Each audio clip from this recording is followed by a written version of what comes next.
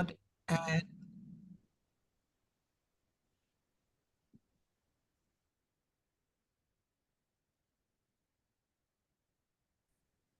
good evening, dearest ladies, friends, and colleagues from all over the world. Very warm welcome to this 8th episode of our Meet and Greet with the title Women, Youth and Civil Society Working Together for a Resilient and Sustainable Future for Generations to Come. So today we're very happy to have some amazing speakers, women leaders, youth leaders.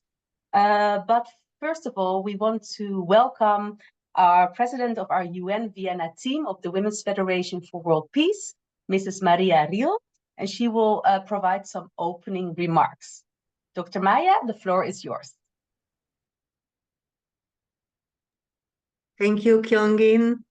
Greetings from Vienna UN office, especially from Sebenstein, where I live now, is 60 kilometers south of Vienna. I am very happy that we can meet to have this dialogue even from New Zealand. This is a country I love very much because my daughter-in-law is originally from New Zealand. And for me, it's like wonderful, the most beautiful end of the world from our viewpoint. So we are now in the winter time and you are in the summertime. We are on the evening and you are in the morning. So I'm very happy that I can welcome two ladies from New Zealand speaking to us about the situation there. And first, I greet Mrs. Matapa Shelley. She is president of Women's Federation for World Peace New Zealand. And as I know, there are many, many nations there and many people, even the Maori and the white people, and then many new people coming. So many new situations appear. She is teacher and in the school, I think in every class, if you have 16 children, so they are from different countries and different traditions. So you need really to learn to understand their situation. I am happy that you can join us, and I know your time is precious, so please, the word is yours, Mrs. Shelley. Good morning. Thank you so much for that introduction. And I'm really happy to be here with you wonderful women and to be on this platform to share a little bit about myself and most of all, more though, about our chapter here in New Zealand. So I'm just going to put a PowerPoint, share my my presentation. Because I don't want to, where are we? Share. Is that right? Can you see it? yeah, Can you see it? in presenter mode, you need to go into presentation. We've got presenter view. Presentation. Like you did before. Yeah. Seems that it is because it's appearing on top presenter view. I've got it on presenter view. Is that right? No, you are the presenter, so you see it with the next slide. All right. Just a sec. Oh. To start. If you how do I, if you go right out and then start again.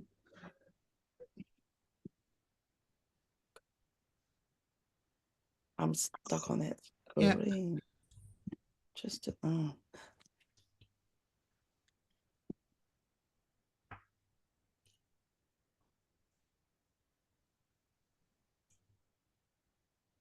If you stop the share and go out and close it and then open it again.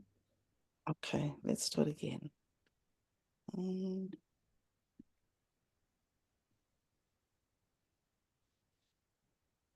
We can practice 100 times. There's always something.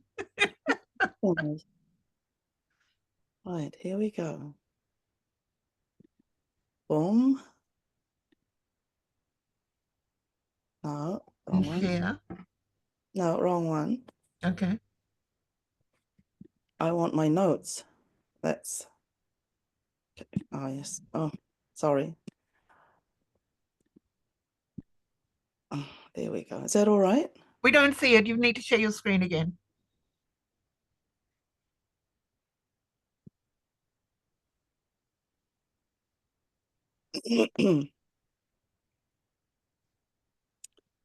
Just-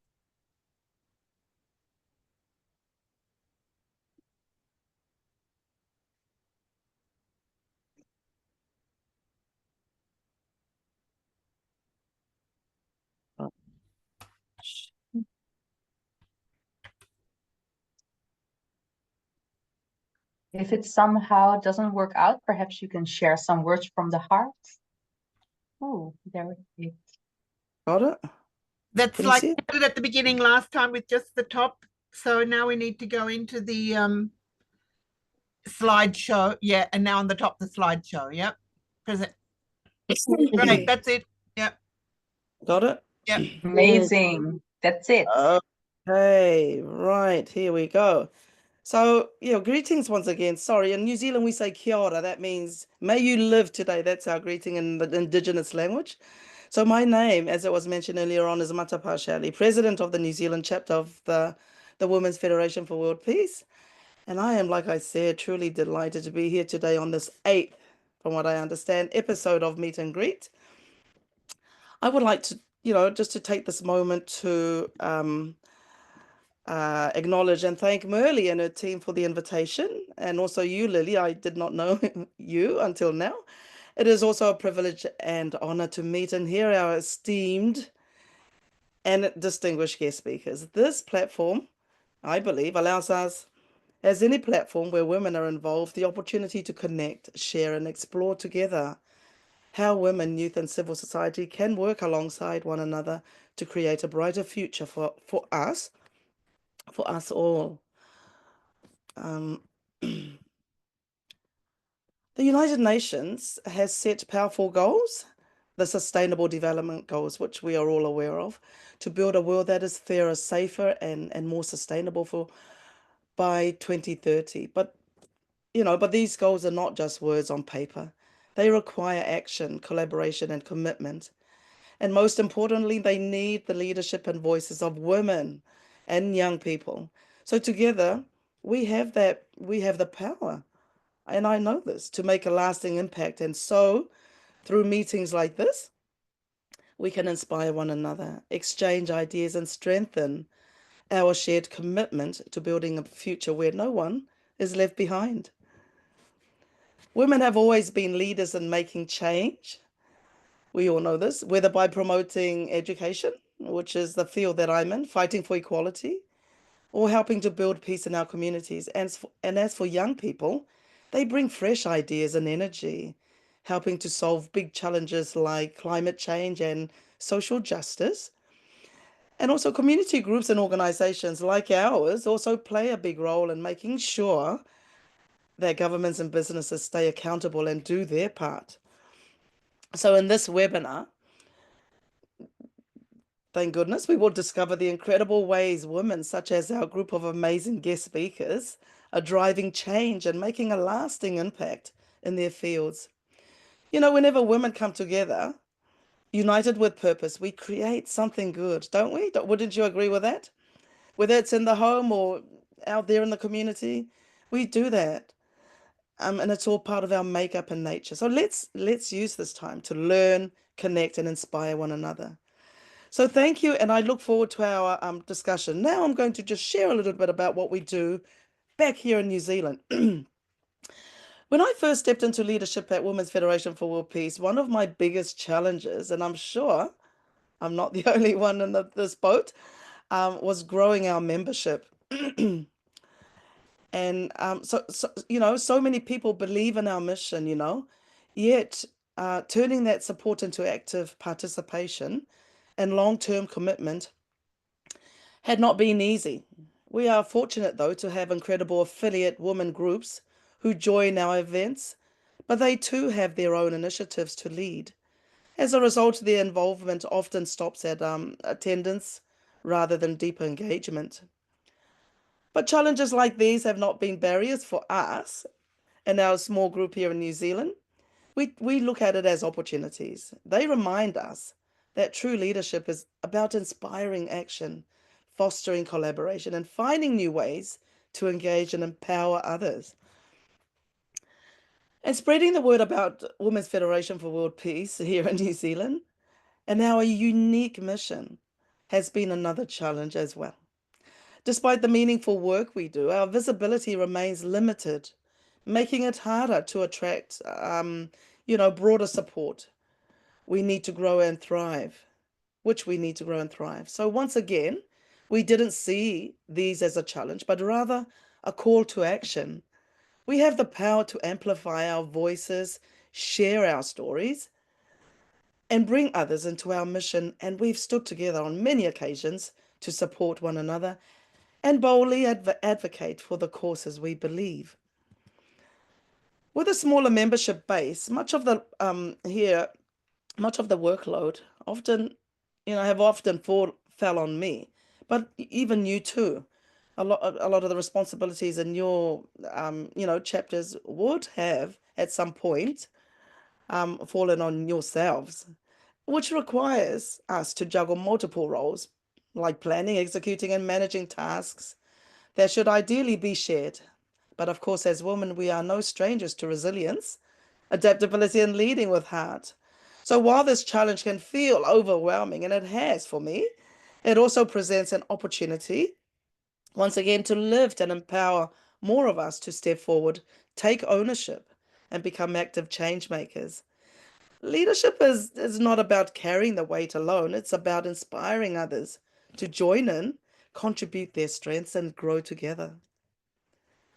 As leaders, we are not, once again, just carrying the mission of our organizations. We are also daughters, mothers, professionals, and caretakers. We juggle many roles, and balancing these personal responsibilities while striving to grow and sustain our work is no small feat, as we are all aware of. I'm often reminded that leadership is not about doing it alone. I understand that. It's about building a network of support, lifting each other up, and finding strength in our community. I embrace the idea that we don't have to choose between our personal lives and our purpose-driven work. We can do both. And that's what I do. As mentioned earlier, when we lift up one another, when we lean on each other, and when we step forward together, this is how we sustain not only our organizations, but also ourselves. Our chapter of the Women's Federation for World Peace here in New Zealand have incredible initiatives and programs with the potential to create real lasting change. Yet without enough active members to drive them forward, they don't reach their full potential. This isn't just a challenge, it's another opportunity for us to take action. Imagine the difference we could make if more women stepped up, took ownership, and brought their unique strengths to the table. Every one of us has the power to contribute, to lead, and to turn ideas into reality. When we come together with purpose and determination, we transform challenges into opportunities and dreams into tangible results. Our small group here in New Zealand refused to allow these initiatives to fall short. And so we continue moving forward to build impactful projects. Our communities and nations need our voices. And I'm sharing this with you. They need our leadership and our action. And that's what we want to do. Tinmama, who is also from New Zealand, she'll be speaking later. We want this for our communities and for our nation. The COVID-19 pandemic brought unexpected challenges for us, as so much of our work relied on in-person gatherings. I think we can all relate to this. And adapting to a digital platform felt really overwhelming at times, especially for some members. But instead of letting these obstacles hold us back, we embraced the challenge and we pivoted to online peace talks, webinars, and virtual training sessions. Not only did this keep our community connected, but it also expanded our reach beyond borders, bringing together, when I say beyond borders, I mean here, like in our area here in the Oceania. Yeah. So I should say beyond, you would say beyond borders because you're in the continent, but us is beyond our little island nations. Yeah. And bringing together women from different regions and countries. This experience was a powerful reminder that resilience and adaptability are at the heart of leadership. When we face challenges head on, we don't just survive, we grow, we innovate, and we build something even stronger. So no matter what obstacles come our way, we as women have the power to rise, to lead and create impact in new and meaningful ways. That's us. And you're all part of this organization, of which I am proud to be part of. Another challenge for us is engaging young people in our mission. It has been deeply rewarding journey as well. At first, many, like young people of today, they see the idea of peace building as something distant or attainable. But we knew that if we could connect with them in meaningful ways, we could ignite their passion for change. So that's why we have in the past and continue to create youth-led workshops on sustainability and conflict resolution, giving them the tools, the voice, and the confidence to take ownership of their future. This is the power of investing in the next generation. When we believe in them, when we give them the opportunities to thrive or to lead, they rise to the challenge. So these challenges are not unique to our organization by any means here in New Zealand. They are shared by countless organizations around the world, working like yourselves, working to create positive change. But rather than seeing them as obstacles, we recognize them as opportunities for collaboration, innovation, and I'm mentioning this over and over again because it's true, innovation and collective action. So when we come together, we strengthen not just our organizations, but our shared resilience by lifting each other up, empowering more people, women and youth to lead, and finding creative solutions. We can turn these challenges into stepping stones toward a more sustainable and inclusive future. So here's my kind of last words and encouragement to us here today. And that is, let's rise to the occasion with courage and determination. The work we do matters. And together we can create a world where no one is left behind. So thank you for this opportunity to greet and share with you about the work we do in our little corner of the world down under here in New Zealand. And once again, thank you for this opportunity to be able to share this with you. So thank you and have a blessed day. Thank you so much, Mrs. Shelley, our dear colleague from New Zealand, for sharing this with us, a bit of the work of the Women's Federation in New Zealand, and stressing that leadership is not only about doing great things, but also to inspire others, work together and inspire the next generation. Thank you so much for this opening remarks. And then it's my pleasure. Please stop the share, the green button. Yes, and then it's my pleasure to announce our first speaker for tonight, also a colleague from New Zealand of the Women's Federation for World Peace, Mrs. Tinmama Oo. She is a community advocate with over a decade of experience in refugee and migrant settlement, has worked with a lot of global organizations such as the UNHCR, the Global Refugee-Led Network, and also with Maori and Pacific communities in New Zealand. And she will share her vision on our title for tonight. So Mrs. Tinmama Oo, the floor is yours. Tēnā koutou. Hello everyone, good morning from New Zealand. We are morning here. It's just such an honor to be invited as one of the speakers today. As you know, I'm the new baby in the block for our Women Federation for World Peace New Zealand chapter. I've been with the Federation for a very long time, since the university. But you know, we get involved more and more. And now that I'm a mom to a daughter, I see a great value of our Federation's mission and vision. that we really need to do our very best to empower not only ourselves, but all the women around the world. And I know this value even more when, mothering a daughter who has such a strong character, just like me. She's a little me, very stubborn, but very, she's very passionate about the world and social justice. And going through that, I realized how important it is that we really mentor our girls to have the strong resilience, as well as having the courage to continue with their commitment for world peace, because one day I will be gone and most of us will be gone, and we have to hand over to the next generations. And I just feel like we have the responsibility to look after our beautiful planet that God created. Unfortunately, the world has been destroyed in so many ways. And I think through love, peace, compassion, that we can restore the beautiful nature that we all hope to see, and that our younger generations to come will be able to enjoy the privileges and opportunities that we have been able to enjoy in our current time.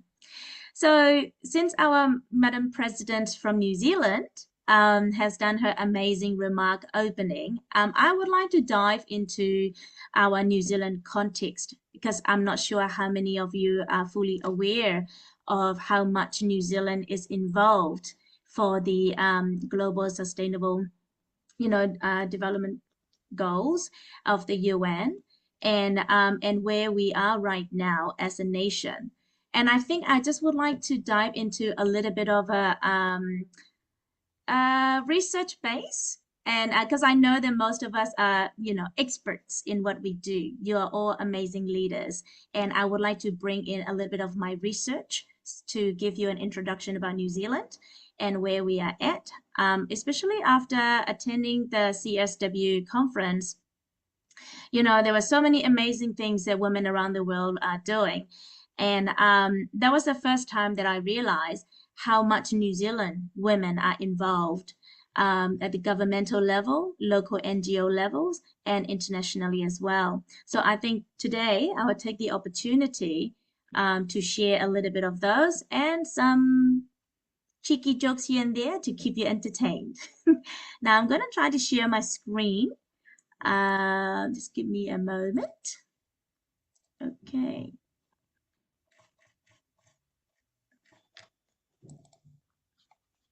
Okay. Slideshow.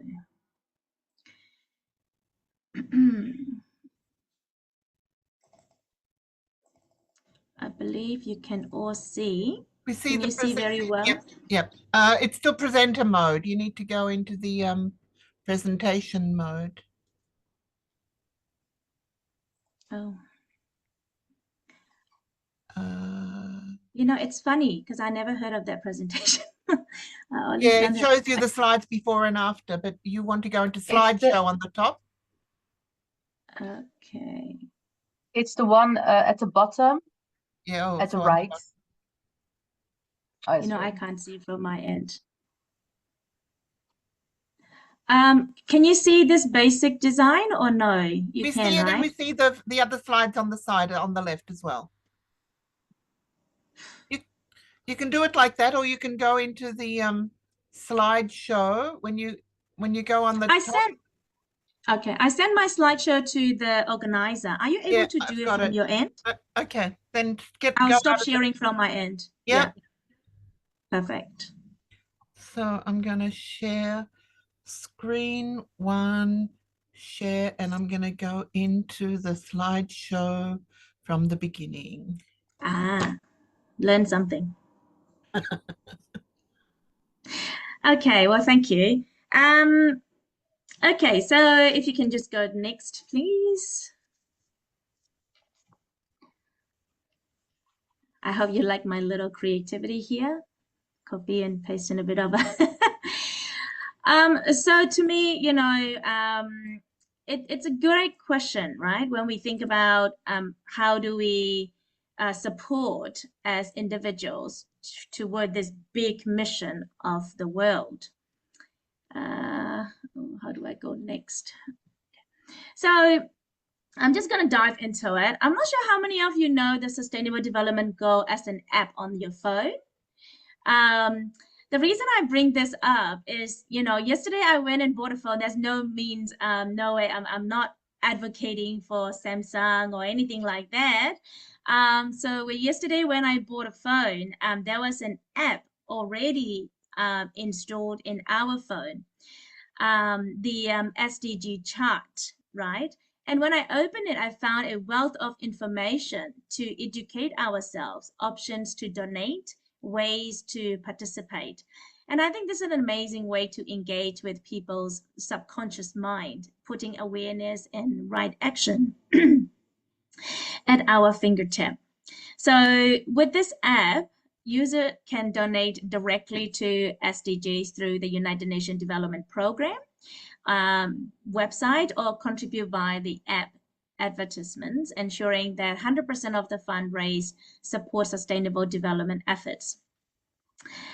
Now, the UNDP administrator, Edmund Stinner, praised the app for harnessing technological innovation to mobilize people in achieving the SDGs. He emphasized that the global joint effort involving the private sector, civil society, and individuals worldwide is essential to creating meaningful change. So to my end, when I look at Samsung's initiative, aligns with a broader private sector shift towards sustainability, particularly toward the SDG 13, climate action. So by leveraging its technology and global reach, Samsung is helping empower the next generations of global citizens, demonstrating the role business can play in tackling global challenges and fostering a more sustainable future. I'm not sure how many of you are into technology and, being part of a modern technology, the AI movement. But to be honest, this is the first time I have any interaction with this app. And I was surprised. And the only reason I found out about this initiative is because I got the Samsung phone. And when I tried to set it up, I saw this app. And there were amazing writing in that app. And you can donate. So when we look at how do we make sure no one left behind? Well, first thing is the global outreach. How do we make sure that people are actually aware of the SDG 2030 goal? And what is it that we can do? Sometimes when we talk about this topic, most of my friends, they say, the topic is so big, T. How do we even participate in this, right?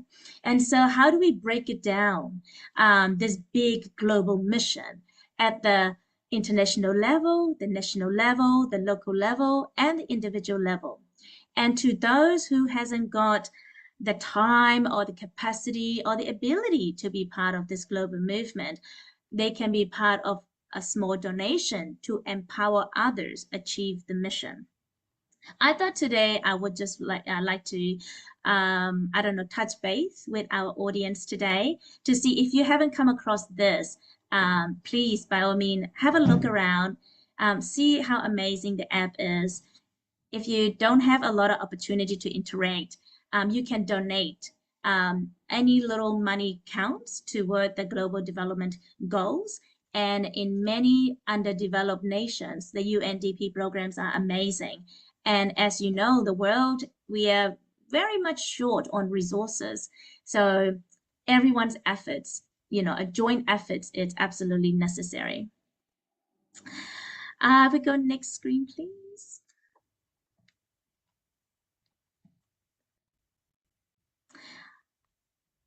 Yeah, so this is what it looks like on the website. So you can have a look. There's a web link as well to bring change. Next, please. So I would like to now bring you, so we've talked about the global state. How do we make sure that the world that we're trying to develop through sustainability, resilience, making sure no one left behind? Really, we need to have a global movement where we are all engaged. We are aware of what is happening, who is doing what, and how do we participate in such a movements. So from the global level, I would like to now bring you to our national level. So this is New Zealand, as you can see. For me, I believe that to achieve the global sustainable development goals, strong political will from the state government is essential. Policies and legislation must reflect genuine efforts and commitments toward the SDGs. Without government actions, building a resilient and sustainable future becomes extremely challenging. If governments in the region lack the political will to support the SDGs, marginalized and vulnerable nations will be left behind. So for New Zealand, we have a great report. It's called 2019 Voluntary National Review. So if you don't know what that is, please search it up. There are many other countries who produced that written report. It's called the Voluntary National Review Report per Nation. Now, our former Prime Minister, Jacinta Ardern, I don't know how many of you, are fan of hers, but, she did a lot of work connecting New Zealand at the world stage, and she had an amazing connection with so many amazing leaders and women leaders all around the world.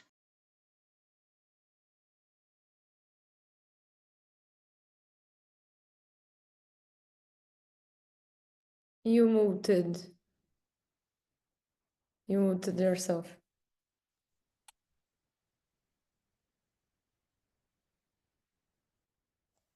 Right. So as people, this is her quote from Jacinta Ardern, our former Prime Minister, as a people, we highly value our egalitarian society, but we know that despite our developed status, there are New Zealanders who struggle to achieve a decent level of well-being. Our success as a nation rests on far more than just economic indicators. I think that's a good statement. Most of us, when we think about development, we think about how well a nation is doing by looking at statistics, the numbers, how well is the economy doing. But then we lack the acknowledgement or the investigations of how well are we doing as a society? How are we doing as a nation? How's our people doing?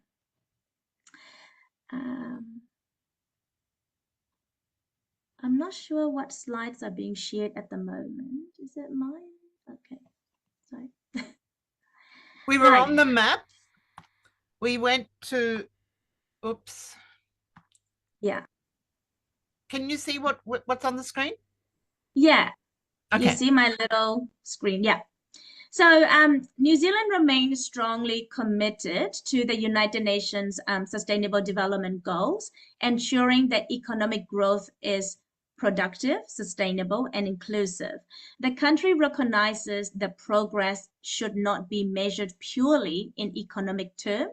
Instead, a broader approach is being adopted through the Living Standards Framework called LSF, which places intergenerational well-being at the center of policy making. This innovative framework allows for a comprehensive analysis of well-being, resilience, and risk across economic, social, and environmental domains. A key priority in New Zealand's commitment to the SDG is reducing child poverty. Law introduced in 2018 have established a long-term focus on child poverty reduction, ensuring political accountability through published target.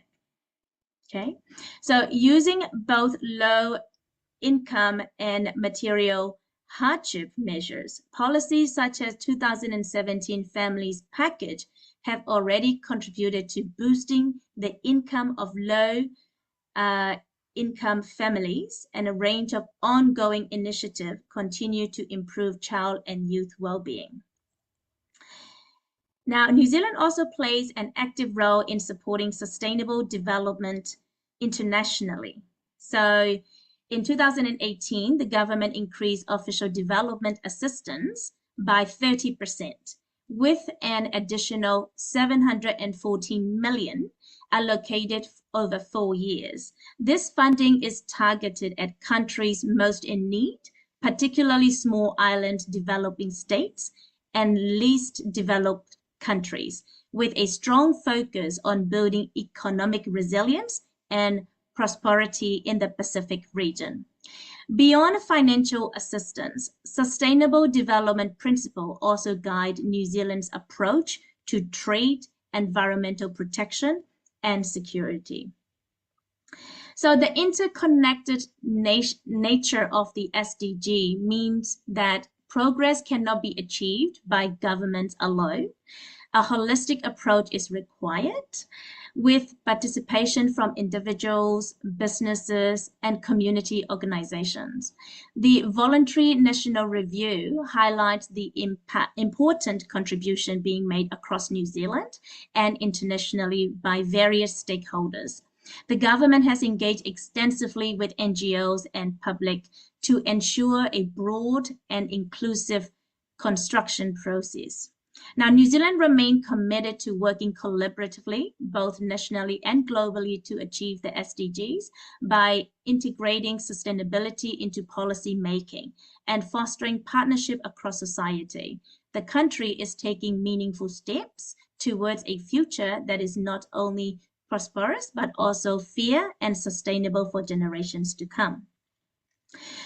And one of the highlights for us in New Zealand is the inclusion and diversity towards sustainable future. If you dig in further about New Zealand, we have many amazing policies to help individuals and society as a whole. So we take pride in our movements for inclusion and diversity, with a push for Indigenous rights by reviewing the treaty.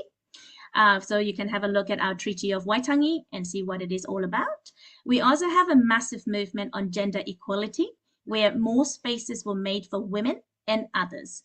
For example, in New Zealand, customs services, I use customs services because recently my girlfriend became a custom marine officer, which was predominantly occupied by men only. And she was part of the second intake in New Zealand ever in history.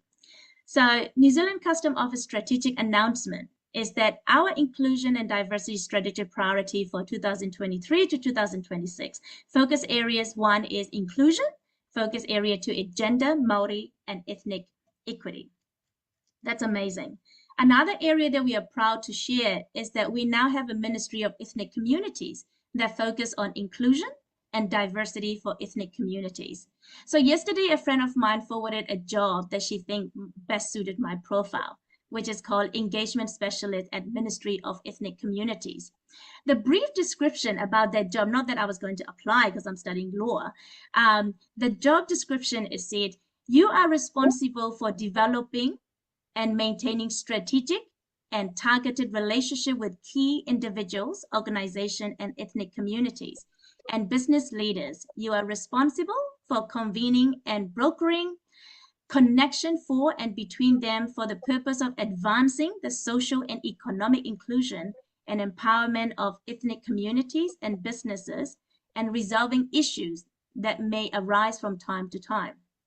So you can see how much impact we can make in our society, but if there is no will by the government, then we have nothing to work with, and we will struggle a lot. So for us, for Women Federation for World Peace, we have a very good government as a nation to focus on this and empower us and allow us to move as a nation toward achieving the sustainable goal by 2030. So for the Women Federation for World Peace, we will continue to look at women's leadership in the global state. We will look at our commitment empowering women and girls. And we will recognize the leadership of women in our community space by advancing our networking, connection, and embracing their leadership and all the projects that they are involved in. So that's all from me. Thank you. Taking a little bit of time, but I think this is important because I just don't want to talk about what it is that I do. I think if we understand how each nation take control of participation by the government, then we can push further. If you're living in a country that the government has no will we will struggle so much. And so instead of focusing on the actual resolution, we then fighting internally with our government for policy change. So, you know, it's a different approach. So for New Zealand, we are in a good space to move forward. Thanks, team. Wow. Thank you so much. Thank you, Mrs. Tinmama Oo, for explaining this and stressing out how important it is that there is a strong political will from the governments and that we as civil society are there to keep our governments accountable. Thank you so much, and also explaining for how it is in New Zealand. Thank you for your contribution. I just want to mention that I didn't do that in the beginning, but in the chat there will also be the bios of our speakers, so you can check it out if you're more interested in it. And also, I would like to remind the speakers that everybody has like 10 minutes to contribute. Thank you so much. And then next we will go to our next speaker, Ms. Dr. Jing Zhu, a sports psychologist and professor, researcher, and a longtime friend of the UPF and Women's Federation in UN Vienna. And she will be talking about mental health of Olympic sport athletes. Thank you so much for being here, Dr. Jing Zhu. I hope I pronounced it well. And the floor is yours. Welcome. Thank you. Thank you for the kind introduction. So for me, first time I participated in your meeting here online, even though I was also long time to have to participate many very successful activities from your organization. But still today, I found very interesting because I'm not yet know very well what you are exactly do. So I'm just now, for instance, we are talking about the gender, we are talking about the resilience, we are talking about the women, and also about the young and so on. From this, I'm just at this moment, I have some connections with my major. That may be interesting that today I'm only talking about Olympic tools, but this is only on the surface that we know, let us know each other better. And then maybe in the later communication, we can have some deeper topics. So how can I connect my profession? How can I contribute from the perspective or view from my major? So now just thank you so much for open this PowerPoint. So today I'm only focusing to talking about Olympic too. Yeah, I'm working with Olympic athletes for more than 20 years or 25 years. So and I was also athlete when I was young. So Olympic is just in my blood. So today, we are talking about this issue. So I get information today from our WhatsApp communication that we are talking about the person, and then we were talking about the topic what we are doing. So please to the next slide. Thank you so much. So this is also the Olympic truth, and this is was always important that how Olympics bring the peace to the Olympic member countries. And this is, you'll see also the picture from the UN and the International Olympic Committee or National Olympic Committee. They are all together. Please, next slide. Thank you.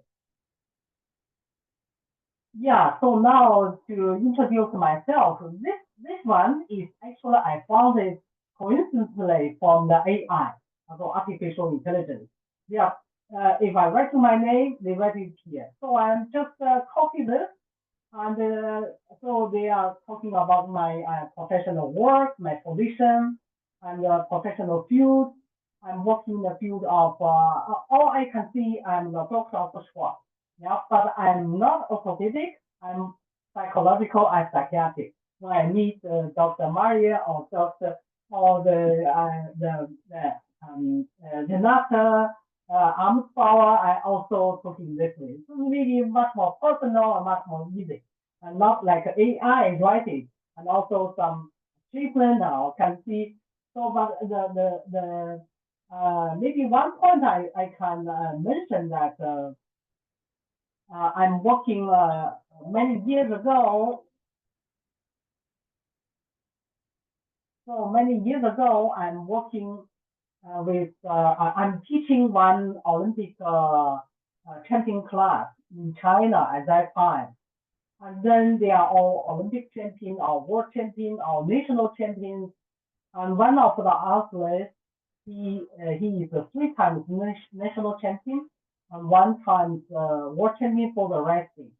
And suddenly he's committed suicide. And this one, so as a first professional sports psychologist in China, that time is only 10 people in this profession, and then it was shock. And that's for me the motivation to certainly there are a lot of story. I will not spend so many time. So this was motivation for me to go to a foreign country to searching the signal flight. That's the reason I'm landing on the Vienna, Austria, where the signal flight is.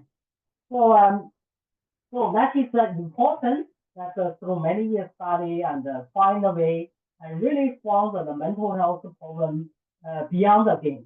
There are also beyond the game. It's not only you see the beautiful flowers, the beautiful girls and the strong minds and in the Olympic game that you see, we found a lot of things beyond the game.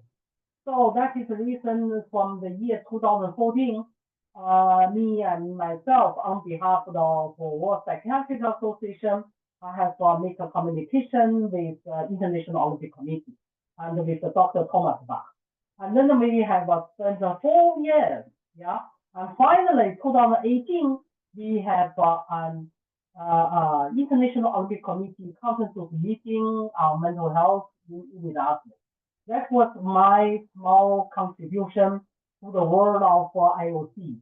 And now this work is already spread out and very fast, especially in the United States, especially in England, and now Germany, and also another country coming slowly, and Austria now just move forward. So we just recently, through our efforts, that we have make an ORS program. They were running 1 year in Austria. So I hope this activity can also be active in Austria. So we will see how the Austrian Olympic community moves. So, but we try our best. We are working day and night for this. So now this slide, you can see something. But I just introduce it with my personal parents, and that I hope you understand it. But this one, you can see on the slide. If you're interested, we can send you afterwards. Please, next one. Yeah, this is also conclusion from the AI. I'm surprised how they writing about me. I just copied it here and they try to renote expert. I feel so shy for this, but I don't think I'm so important. But I want. It's also my hope that how can I contribute some small contribution to the organization that I'm following for many years. So thank you. Please next. Yes, since this time, this actually since this time, this is a sign of Olympic truth. They all need to sign their signature there. So actually, this one now in the slide I showed, that is one official from the United Nations. He has made a report, but that time during the 2008 Olympic Games, yeah, that time, and he said the combining power of sports is unrivaled. Yeah, so not even by the United Nations, which has 192 member states. That is in year 2005. And now I don't know if it's still 192 or not. Yeah. and an association of the National Olympic Games, which has but for the as Olympic big family members, we have 2006 member countries. And now he is mentioned 2005, this year 2007, that's right. So that at that time he said 192 to 2005, and he said the United Nations and Olympic movement are mutual alliance. So please next one. Next slide. Thank you. Yes. So the today I'm thinking. What I can talk about the Olympics. So even I'm insecure to the for the topic from the last two presenters. But that time I said, okay, let me just start with Olympic theme, Olympic 2. So that one, you see, every time before Olympic Games, we need to experience the Olympic fire and through the Olympus in Greece and send it to all the countries and finally to the country who hold the Olympics. So just now we sent the Olympic fire also to Paris. So next one we will go to Los Angeles. So in this slide, I'm talking about that the United Nations, they are in the year 1993, we have also adopted a resolution on observation of Olympic Games. So Olympic, you know, very well, they were from the Asian Olympics. But now, since 1993, this Olympic Games will be also active in the US. So please next one. So after 1993, there are some actions that there are. I choose 5 or 6 actions. So there are also some actions was not working. Also like just happened now 2024 Olympic game in Paris. But the war is still there. Please the last slide. Still not yet. Yeah. Thank you so much for this. Yeah, yes. So some action is not working, but now I show you several actions is working. You know, the first one is in 1994 Winter Olympics. And that time is Yugoslavia and Syria. Yeah, but it's functioning that through the Olympic game that we stop the war in Yugoslavia. Yeah, and the next one is 1998. Yeah, 1998 in the Winter Olympics. The UN Secretary General, Yunan also mentioned that the UN and the IOC Olympic Games should be combined together. Please still the last one. Still the last slide. All right. No.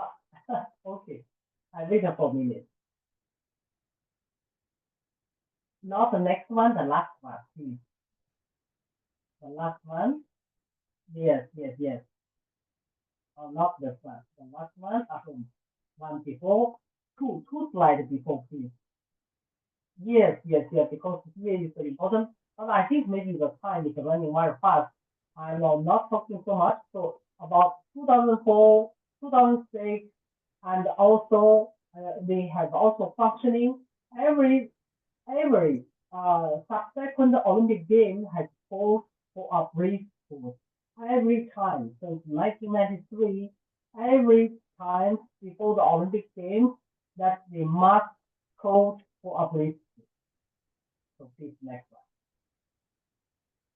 So that is the general topic about the Olympic shoes.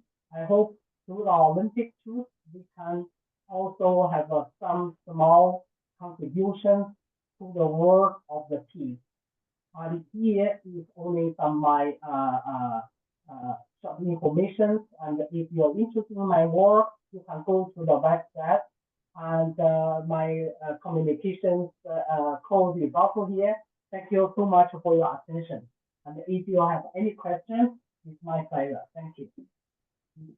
Thank you so much, Dr. Jing Zhu, for your amazing presentation and showcasing the Olympic Truce Peace Campaign. I've never heard of it, so it's very enriching. So we will keep it in our minds and search for it at the UN. Thank you so much for your contribution. Thank you for your time. And I'm gonna introduce our next speaker for today. We're a little bit off time, ladies. So please, when you see me in next to you as a speaker, know that you have 1 minute left. Okay, let's try to do the time management very well. So we will also have some space left for question and answer. So let's see. I would like to welcome Mrs. Dalareich Polot. She's also known as Bohol's Chocolate Princess and an award-winning entrepreneur and CEO of Dalareich Chocolate House. And she will also give her contribution on our theme, Women, Youth and Civil Society, working together for a resilient and sustainable future for generations to come. So Dalareich, thank you so much for being here with us. I've understood it's very late at night where you are, so an extra thanks, and the floor is yours. Yeah, hi. Good morning from the Philippines. And I'm not sure what time you are in your country. So it's already 3:59 a.m. here in the Philippines. I would like to also give thanks to Ms. Merle for inviting me to speak today, and also for all the women who are here. I'm very inspired on the previous speakers, so it's an honor for me to also speak about my industry in the Philippines as well. So let me share my screen. Hold on. Okay. I hope you can see my screen now. It's charging.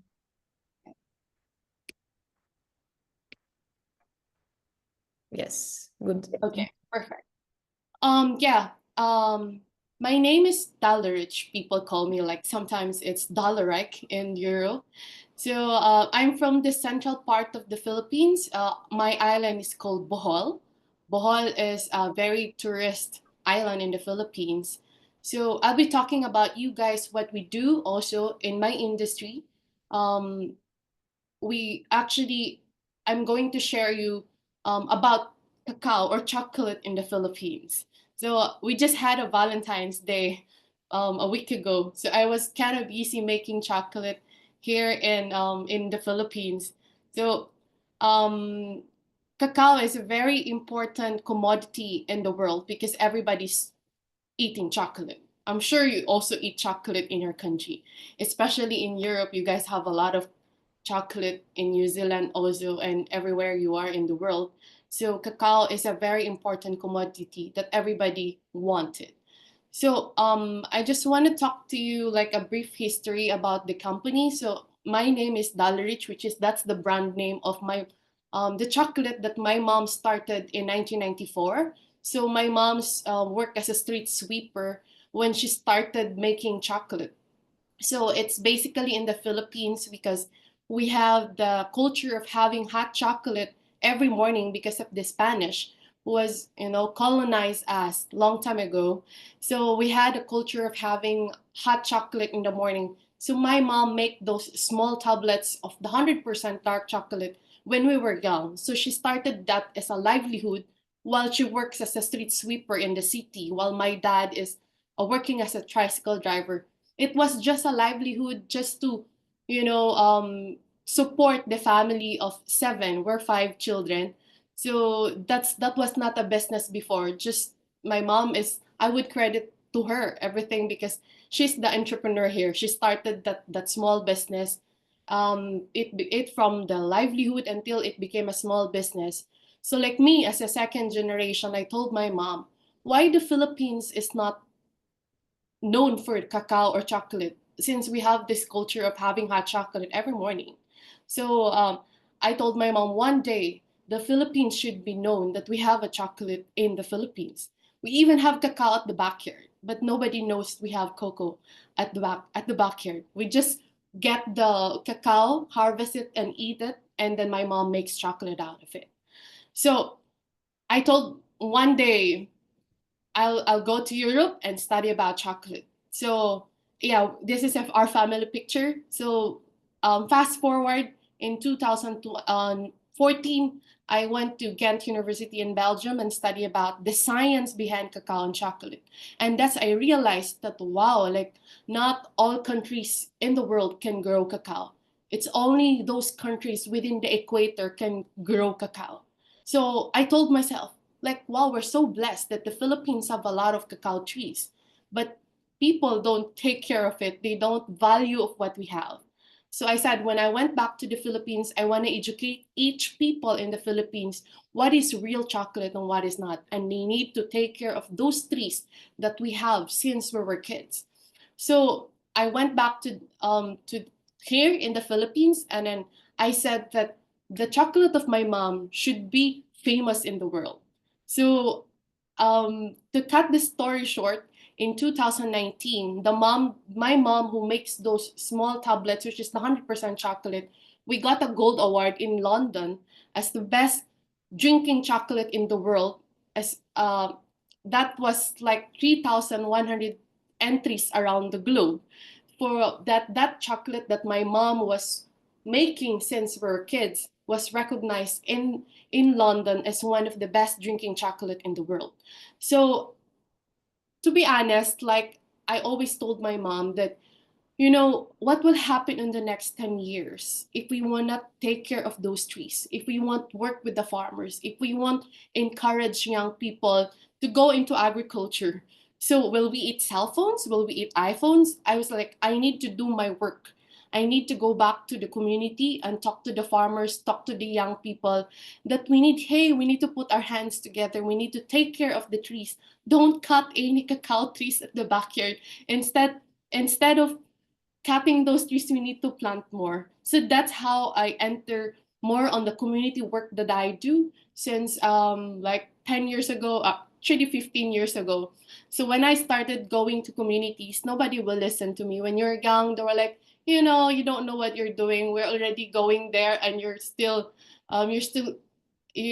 going there, we're going back already. That's how sometimes I hear those people. So I went to government agency and I talked to them, hey, we need to do this because in the next 10 years, in the next 20 years, there's no more chocolate in the world because of the climate change. So I'll be talking more on the innovation. Yeah, my mom started the tablea, which is a Spanish of tablet, which is the 100% chocolate, basically. So I innovated to 70% and pralines and all of those products. So we also have a chocolate house in the Philippines. So if you come here in the island, so you can visit our chocolate factory, which is we opened that in 2017. So I'll be talking more on the problem of our industry because cacao has actually a crop that has no substitute. So the Philippines is the first country in Asia that planted cacao. So we're gaining a lot of, you know, recognitions. We are the best cacao because from the upper Amazon where the cacao started, the Spanish brought the best variety of cacao in the Philippines, which is the Criollo. So that's the gold of the industry in the world in terms of the cacao industry. So as what I've said, the industry is market driven. Consider that cacao has no substitute. So, but the Philippines is actually importing rather than exporting the cacao because we're more, the supply is so low, but the demand is so huge. So in 2022, we have only produced 100 metric tons of dried cacao in the Philippines. So we're more importing than exporting, and that is a big problem. You know, when you go back to the community, I'm more on now on the social work rather than on being an entrepreneur because I can see the situation on the ground, working with the farmers, working with the women farmers in the whole Philippines, since I'm not only working in my island, I already extend my work in the southern part, which is a conflict area in the Philippines. So I saw like a lot of problems on the ground. So the Philippines only produces 12,000 maximum of cacao metric tons in 2022. So we had a big problem because the Philippines alone, as of 2022, need 50,000 metric tons. So we only produces 12,000 metric tons. So yeah, as what I've said, we're more, the Philippines is the first country in Asia, but I'm so happy that other Asian countries right now is also producing cacao. And that's actually, we're more importing rather than exporting. So I'm just giving you idea how the import and export of cacao in the world. So in the Philippines, we have like 7,107 islands. We're in the region 7. The big producer of cacao in the Philippines is region 11. Me, I'm in the region 7. So we only produce a bit smaller portion of the cocoa in the Philippines in this island. So I'm going back. Like yeah, in the world of cacao, the Africa is the biggest producer of cacao in the world. You're supplying Europe, US, Australia, and New Zealand. So, but that's something that everybody didn't think that something will happen to Africa. So this is the figure of all the cacao tons produces in Africa before in 2018, 2019, 2020. So Africa is the biggest contribution of producing cacao, which is the Cote d'Ivoire and Ghana. And the grinder who makes chocolate is the #1 is Europe. So Germany is the first that is producing a lot of chocolate out of the cacao from Africa. So now, in like 2023, we had a big problem. I already see this because everybody like, we have a lot of cacao in the world, but there's a shortage of cacao. I'm not sure if you know this. It started in 2023.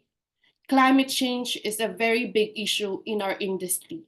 So in 2023, according to statistics, actually, because of the drought that happened in West African countries like Cote d'Ivoire and Ghana, the shortage of cacao is so huge that has happened in the world. So it went up so high, the price of cacao. This is a world market price, which is where we're so shocked that everybody was like, wow, like that's so expensive. The cacao now is expensive. So don't wonder if your chocolate is already expensive. So in 2024, last year, 2023, it actually increases to 300% compared to 2022. So it reaching the around 10,000 per metric ton, which is very alarming because of that happened. As what I've said, Africa is the biggest cacao producing country in the world. And then they had a drought and they had a problem with their climate. So that's why the cacao prices went up so high until we're now still experiencing it. So as what I've said, climate change is a really big issue here. And then also the diseases. So that's a big question. What will happen on the chocolate or cacao industry in the next 10 years? Will the next generation can eat chocolate or no? So with this problem, I already started all my work since I was still in my 20s. So now the price of cacao is already $10 per kilogram. That was only $3 before.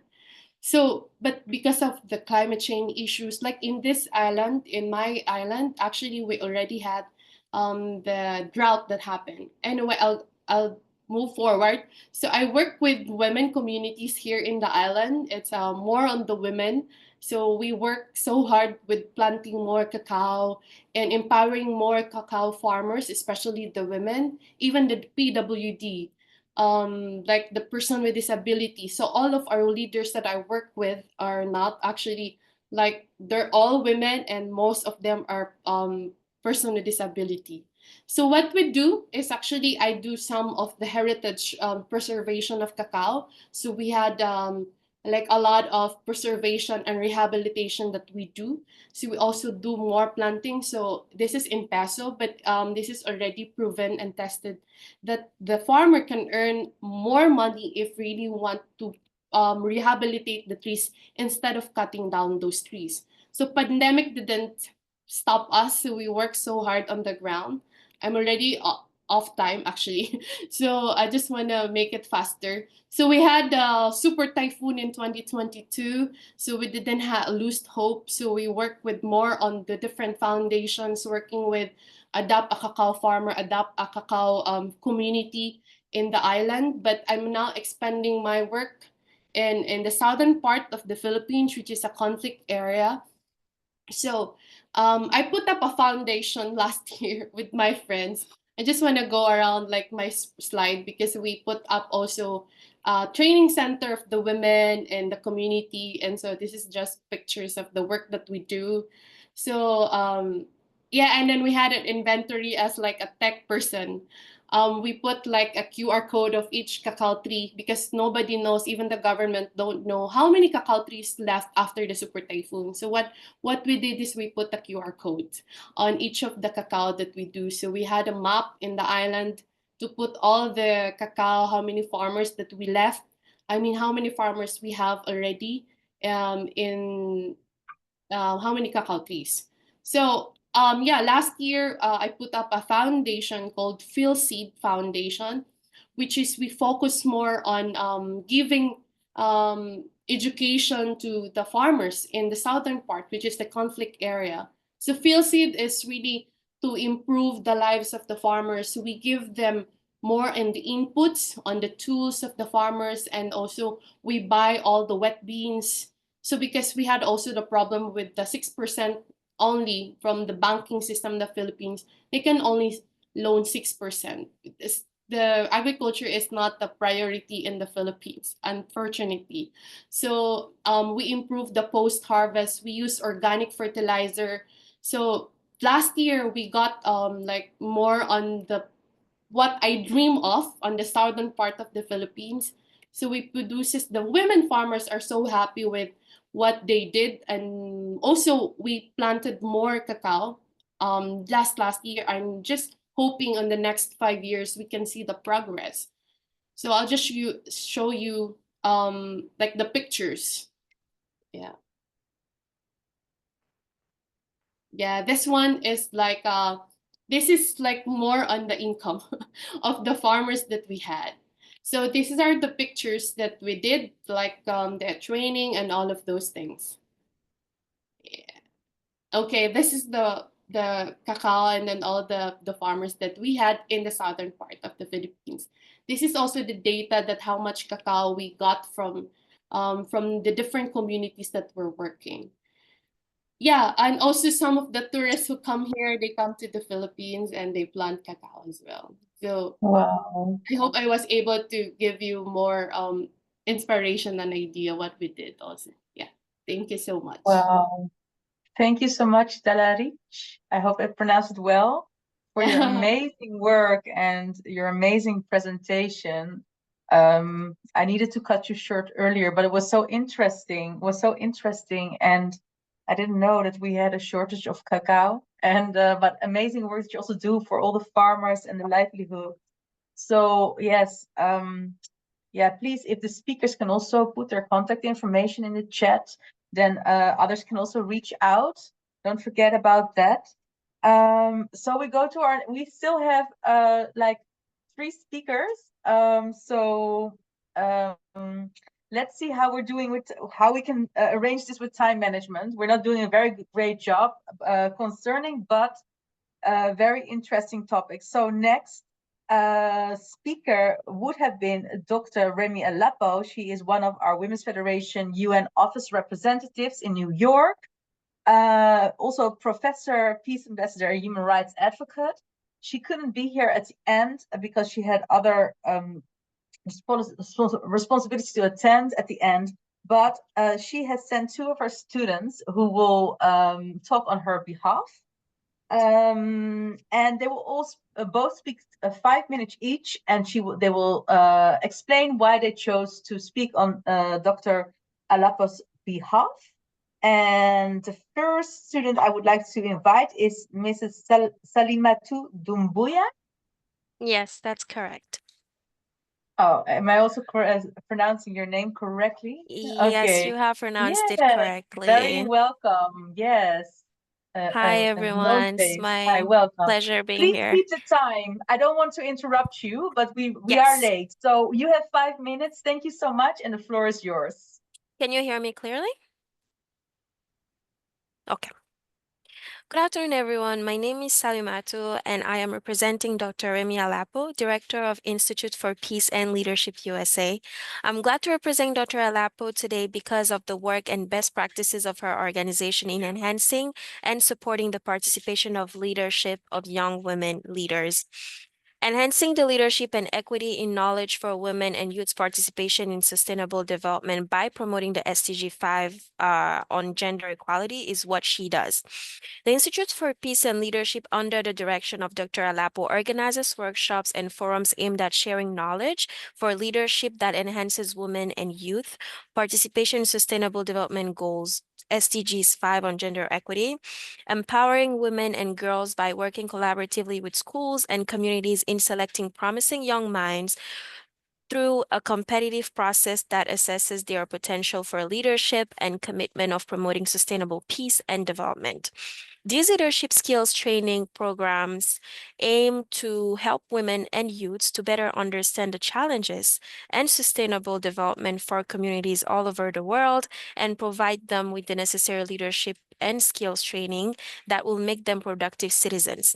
The primary aim of the leadership development program is to encourage knowledge creation and dialogue on the sustainable development goals, security and human development processes issues using the transformational leadership approach, strengthen leadership and critical thinking skills, initiative taking and communication skills, bring about an attitudinal change so that the approach of collaboration towards issues in multifaceted, analytical, and mindful of sustainability, cultivate a multifaceted and analytical attitude in the collaboration with others while creating an awareness of sustainable development, promote interreligious dialogue, intercultural harmony, and peaceful coexistence.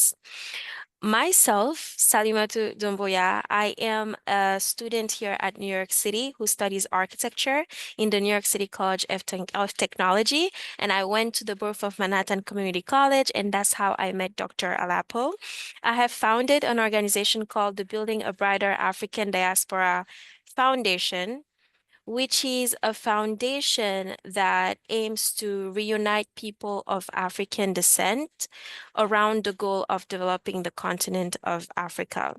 What we do in this organization is mainly to focus on 4 of the SDGs, and we train youth in project management all the way down to finding solutions to these projects.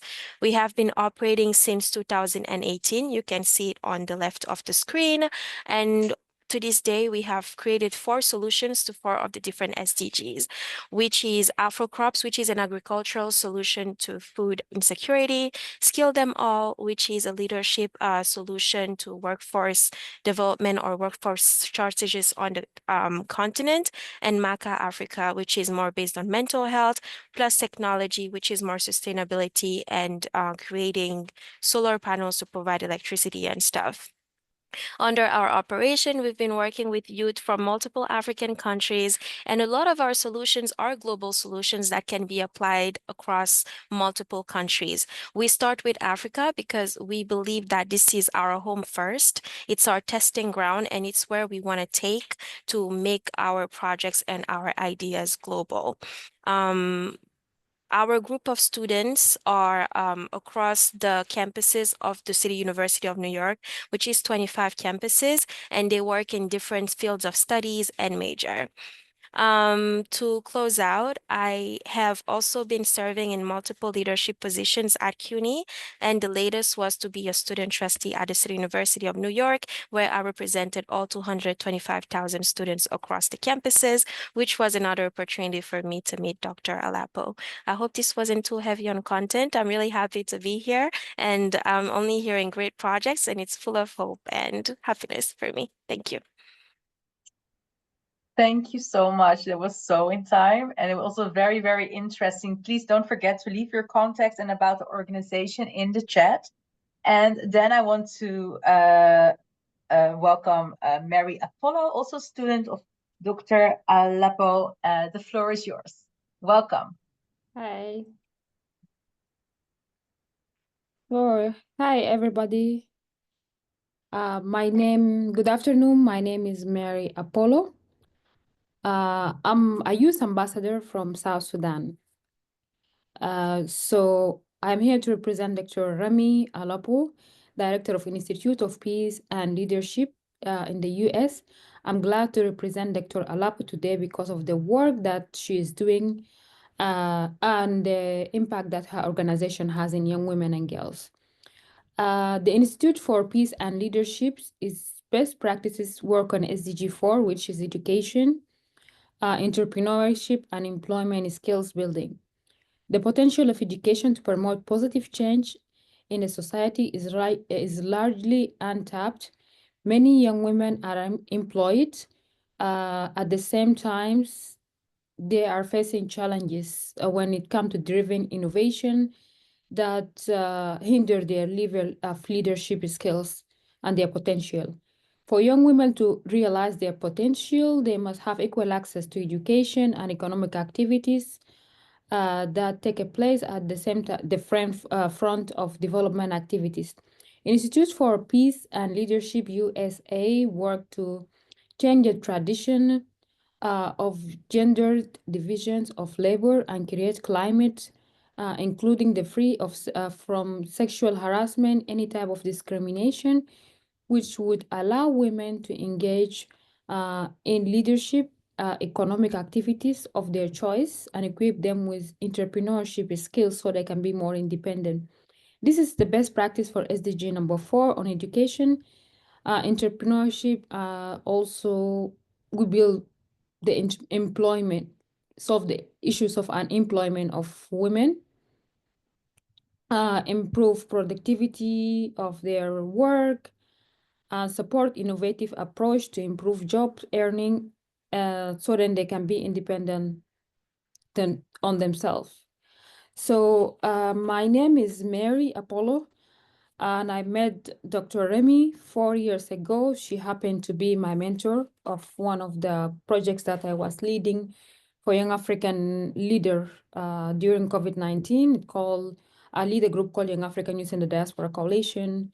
I also founded an organization called For Direction. It's an organization that we work in building women leadership for tomorrow. The organizations we've met in different models that work in building women capacity building through training and educational program, and also try to have the connection, networking opportunity, so then they can enhance their leadership potential to the next level. So like recently, some of the project that we have done is supporting 35 young women who are in the refugee camps of in South Sudan. They are based in Uganda, in their education. So our program sponsors them to pay for their school fee, their accommodation. It's a scholarship program that targeted young women in conflict. So this is our recent program for 2025, and we are working more to solve the problem of young women who are in the conflict area by providing them to educations, so they can build up their potentials and be independent in their future, because most of them face conflict in this conflict zone area, limit their potential. They face violence, harassment, so much issues. So this is one of the problems that we are targeting. In the organization, we also have this training and fellowship program that we are starting remotely and also under the ground, working with young women. We have developed our own curriculum, building their leadership skills and engage them more in the community to learn and enhance building their leadership potentials while they were young. So the storytelling is one of the method that we also use in our training. We need to address the challenges of African young women so then we can motivate them to self-empowerment and solve the problem that they have, the financial independency, and then give them more open choices to sustainability, income, building that will provide for them the entrepreneurship, agriculture, and build their skills. So I'm almost done. So we need it. We need to work more in building these young women into leadership, and also support and motivate them. And it's just that by education, and I think the model of the conflict and leaderships and conflict, it can be implemented all over globally. And I think this is something that, yeah, you can learn from, we can work collaboratively from our initiative. What we need we need to find more women, bring more women voices, address our issues, and then seek for partnerships and work with our communities and the government and the nonprofit organizations. And we can also have a space of getting a different experience of solving women in conflict from different countries. Thank you. Thank you so much, Mrs. Apollo, for your contribution and all the amazing work you're doing over there in New York or from New York. And thank you both for representing your professor. I think she must be very proud, and probably she will look at the recording later on. Thank you so much for representing. And then I hope we can all stay a little bit longer for our last speaker. On the flyer, there was Mr. Miles Parker, but he had an emergency situation. So his colleague, Tiana Marie Mincy, jumped in. Thank you so much, Tiana, for being here.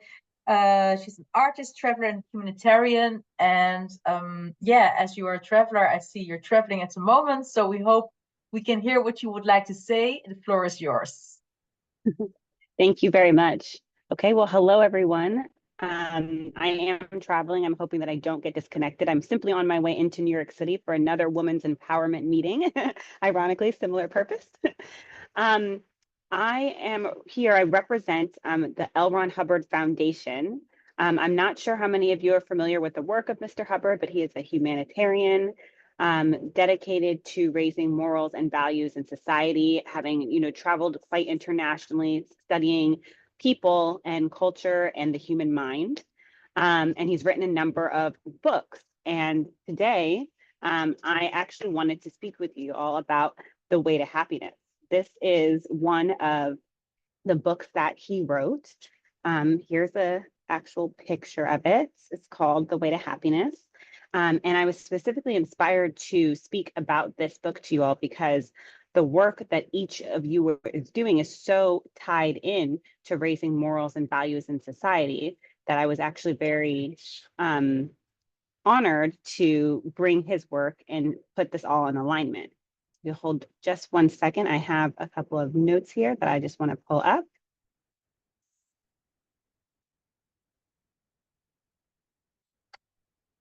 So one of the things that I thought specifically was very interesting is that WFWP's work, engages in humanitarian aid. educational programs and women's empowerment specifically to uplift different communities. As we've seen with our speakers, there's a tremendous wide breadth of diverse work that we are each and all doing.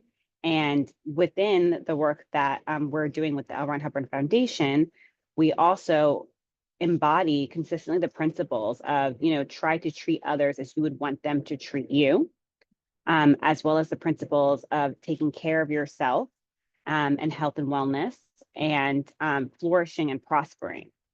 So as an example of this, one of the first precepts in the book is take care of yourself.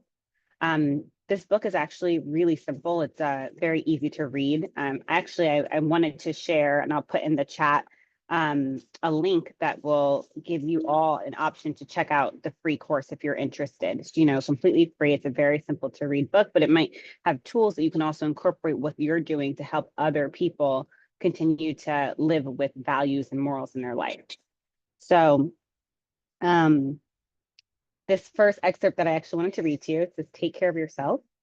It's get care when you are ill. And this is just like one example, right, of a way that these two groups are very aligned, So get care where you're ill,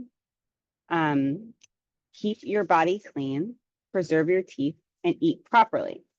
And then under eat properly, it says, people who do not eat properly are not of much help to you or themselves. They tend to have a low energy level. They are sometimes ill-tempered. They become ill more easily. It doesn't require strange diets to eat properly, but it does require that one eats nourishing food regularly. So as you can see, these are just simple tools that really anybody can apply to themselves in life. But if we actually all apply these, then as a group, we're continuing to push humanity forward in a very strong way altogether. Another example, obviously principles like these have been around for a long time, like each of us knows, and we're doing what we can to bring these values more and more into society. But, Theodore Roosevelt, who said, take care of your body, it's the only place you have to live. Or, even Buddha, to keep the body in good health is a duty. Otherwise, we shall not be able to keep our mind strong and clear. So these principles have obviously been aligned throughout history with many other, leaders and people who understood that, like, the foundation of all of our work that we're doing as women is in taking care of ourselves, right? So I just wanted to share that, excerpt, that precept specifically with you, as well as one other, which is flourish and prosper, which is very much what each and every one of us is doing, kind of overcoming despite any barriers, despite any challenges in life. We're continuing to move forward on our mission of raising values in society and, really, creating a positive environment. And that's being created by the incredible, people here, us all together. So I'm going to read one little excerpt of that as well.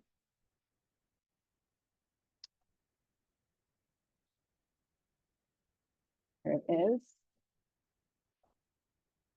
So this may resonate with some of you. Sometimes others seek to crush one down, to make nothing out of one's hopes and dreams, one's future and oneself. By ridicule and many other means, another who is evil intentioned toward one can try to bring about one's decline. For whatever reason, efforts to improve oneself, to become happier in life, can become the subject of attack. It is sometimes necessary to handle such directly, but there is a long-range handling that seldom fails, right? And then, just to skip ahead a little bit, the real handling of such a situation and such people, the real way to defeat them is to flourish and prosper. Oh yes, it is true that some people, seeing one improve his lot, can become frantic and attack all the harder. Thing to do to handle them if one must, but don't give up, is flourishing and prospering. For that is what such people want you to do. If you flourish and prosper more and more, such people go into apathy about it. They can give it up completely. If one's aims in life are worthwhile, if one carries them out with some attention to the precepts in this book, If one flourishes and prospers, one certainly will wind up the victor, and hopefully without harming a single hair on their head. And that is my wish for you, flourish and prosper.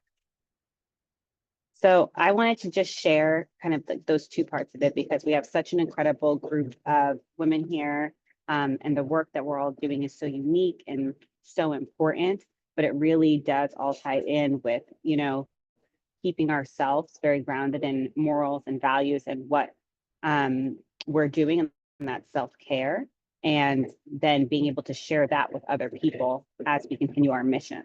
So I don't want to take up too much more time just because I know that we're trying to move along with the speakers, but I would love to connect and work with each and every one of you. I do a lot of humanitarian work and aligned with Mr. Hubbard's humanitarian mission and working with human rights and a lot of education in those areas. So I think I'm just going to end off there for now, but I really appreciate the time, and especially those of you here in the United States, but really everywhere, feel free to reach out to me, and I'll put my contact information as well. And I'll also put a link for any of you who would like to accept the gift and check out the free course that I put together specifically for these women today. Okay, thank you so much, Gianna, for your contribution while traveling. And please do put your contacts in the chat. That would be amazing. And indeed, self-care is very important for all women leaders to inspire and network together. And I'm looking forward to joining that course because you seem super excited. So I'm very curious. You made me very curious. Thank you so much for your spontaneous contribution. And I wish you a great leaders meeting as well in a little bit. So thank you. You were our last speaker for this evening. Before we're going to the closing remarks, I would like to invite you all to make a group picture. So if possible, I would like to invite you to open your cameras just for a bit so we can make a nice group picture. So if you're slightly able to open your cameras, please do.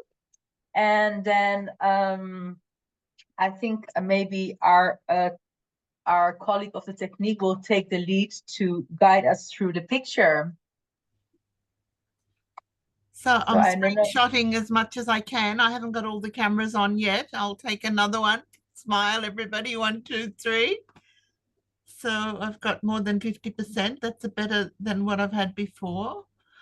And I'll take another one. Anyone else still want to turn your camera on? Now's your chance. Last chance. Cheese. And I'll take one more. I've got just one screen and I've got 26 boxes and a few black spots. So one more shot, new one. Okay, 25, somebody's dropped out. Here we go. Good. Please watch the gap. Thank you very much. I've done that. Back to speaker view. Back to Shirley. Yeah, that was you, Diana. Great. Yes. Thank you so much, everyone, for your cooperation. So if you want to be anonymous again, please feel free, but we're very happy to see your beautiful faces. Thank you so much. It's always very valuable to also have pictures of our event so we can share and promote more actively as well. So then we're coming to a close of this evening, and I would like to invite my dearest colleague, Mrs. Renate Amesbauer from Women's Federation for World Peace Austria, and also our secretary of our UN Vienna team, to share some closing remarks. Thank you, Renate, the floor is yours. Yeah, thank you very much, my dear colleague Kyungin. We have been spending many nice events together. Thank you very much for your beautiful work as an MC.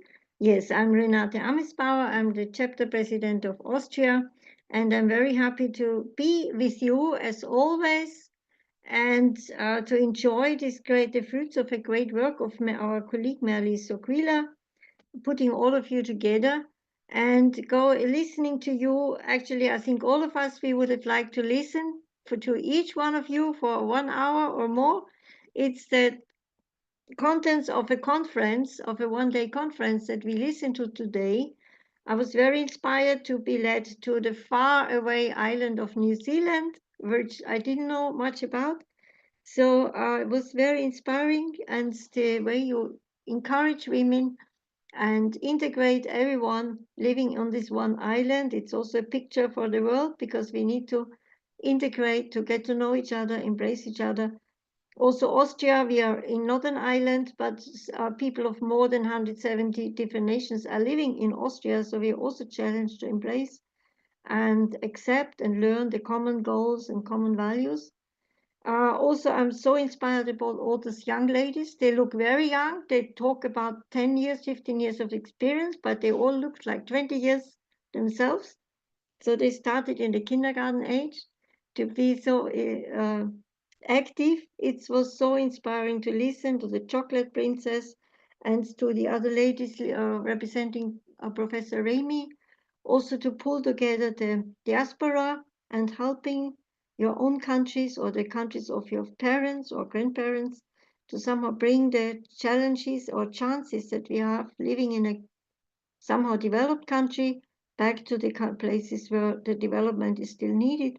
It inspired me so much, and we talked about health, as staying healthy is a precondition that we can continue our work. I think Professor Sue Lin from Vienna, we talk almost once a week about the mental health and the problem of sports people who are concentrated so much on just one of their abilities and not realizing we are as persons, we have many talents, various talents, our personality has more than one aspect.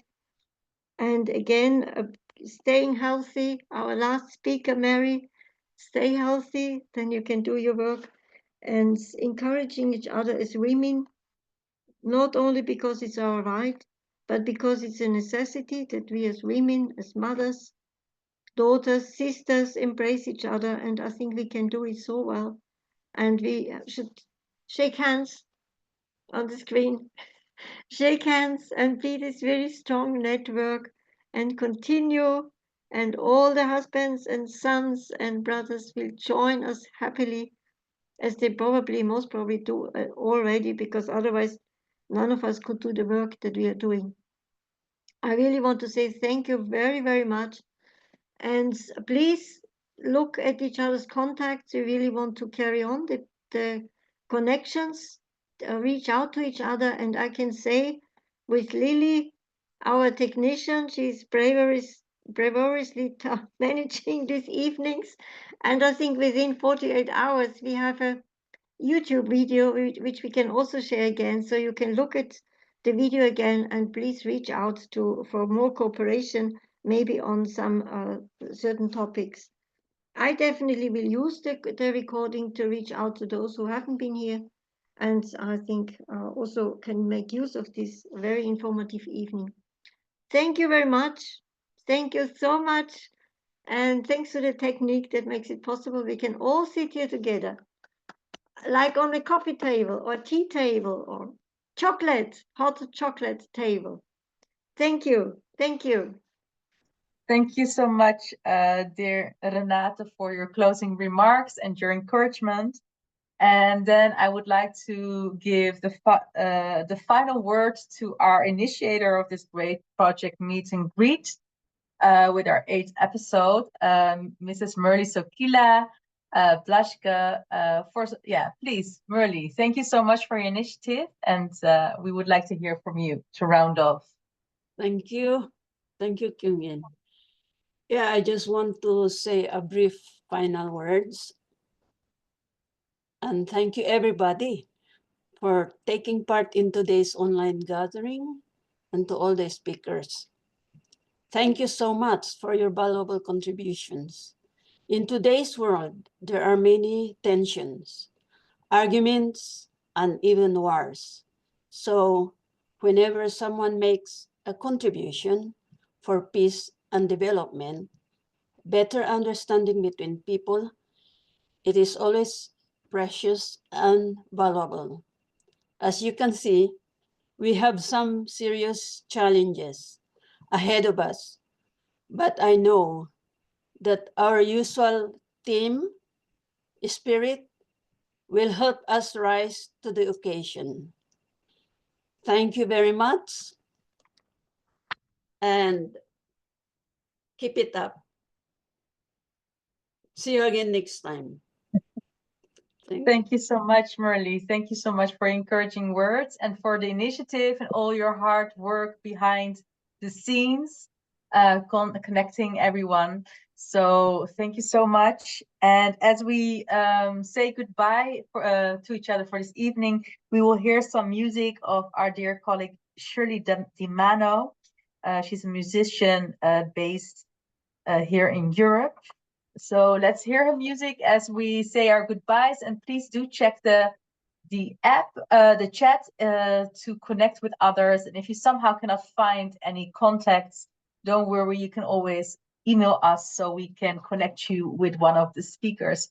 Thank you all so much for taking your time. And sorry, we're a bit late today, but normally we do keep the time very well. And yes, let's keep connecting and move forward together. Thank you so much and have a beautiful evening. See you next time.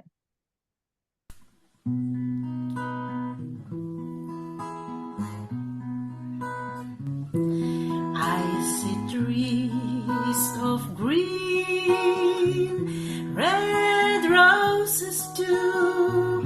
I see them bloom for me and you, and I think to myself, what a wonderful world.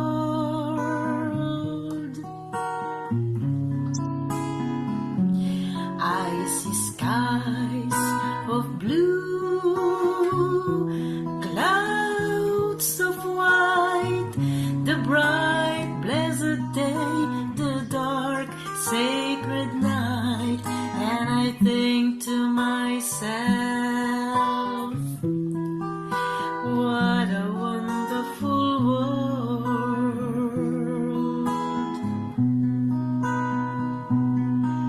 The colors of the rainbows, so pretty in the sky, are also on the faces of people going by.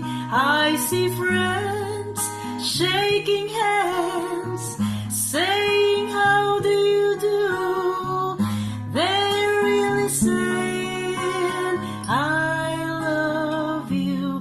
I hear babies cry, I watch them grow. They learn much more than I'll never know, and I think to myself, what a wonderful world.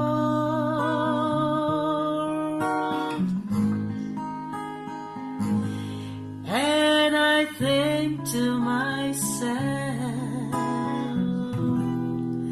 what a wonderful world.